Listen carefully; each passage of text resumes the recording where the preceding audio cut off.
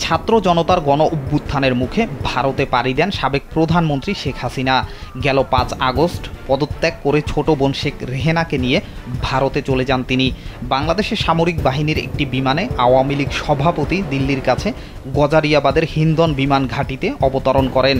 এরপর থেকে তিনি কোথায় আছেন তা নিয়ে চলে নানান আলোচনা। সেই আলোচনার মধ্যেই এবার খবর পাওয়া গেল ভারত ছাড়ছেন শেখ হাসিনা। জানা যায় যুক্তরাষ্ট্র ভারতের কাছে জানতে চেয়েছেন শেখ হাসিনা কিভাবে কোন ব্যবস্থায় দিল্লিতে অবস্থান করছেন। জবাবে ভারত জানিয়েছে খুব স্বল্প সময়ের মধ্যেই মধ্যপ্রাচ্যের কোনো একটি দেশে তিনি চলে যাবেন। এই খবর ঢাকাকেও জানানো হয়েছে।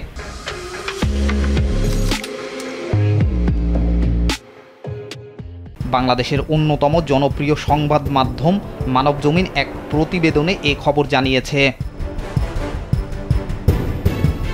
কেউ কেউ বলছেন ভারত ছাড়ার পর শেখ হাসিনা হয়তো মধ্যপ্রাচ্যের দেশ সংযুক্ত আরব আমিরাতে যেতে পারেন, তবে এ তথ্যের কোনো সঠিক সূত্র পাওয়া যায়নি। শেখ হাসিনার সঙ্গে থাকা কূটনৈতিক পাসপোর্টও বাতিল করে দিয়েছে সরকার। এ ধরনের পাসপোর্টধারীরা ভিসা ছাড়া ভারতে ৪৫ দিন বৈধভাবে থাকতে পারেন। ইতিমধ্যে ভারতে শেখ হাসিনা প্রায় ২ মাস ধরে অবস্থান করছেন। কূটনৈতিক পাসপোর্টে তার বৈধভাবে অবস্থানের মেয়াদও শেষ হয়ে গেছে।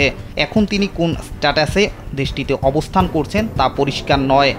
ভারতের পক্ষ থেকেও বিষয়টি খোলসা করা হয়নি।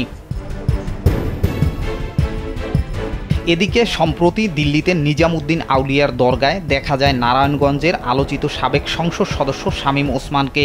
সরকার পতনের পর দালালদের মাধ্যমে ভারতে পালিয়ে যান আওয়ামী লীগের এই নেতা। সেখান থেকে সংযুক্ত আরব আমিরাতে পাড়ি দিয়েছেন তিনি।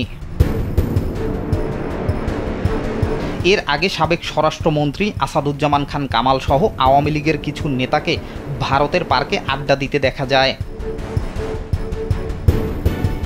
সাকিবুল ইসলাম সুজন, কালবেলা।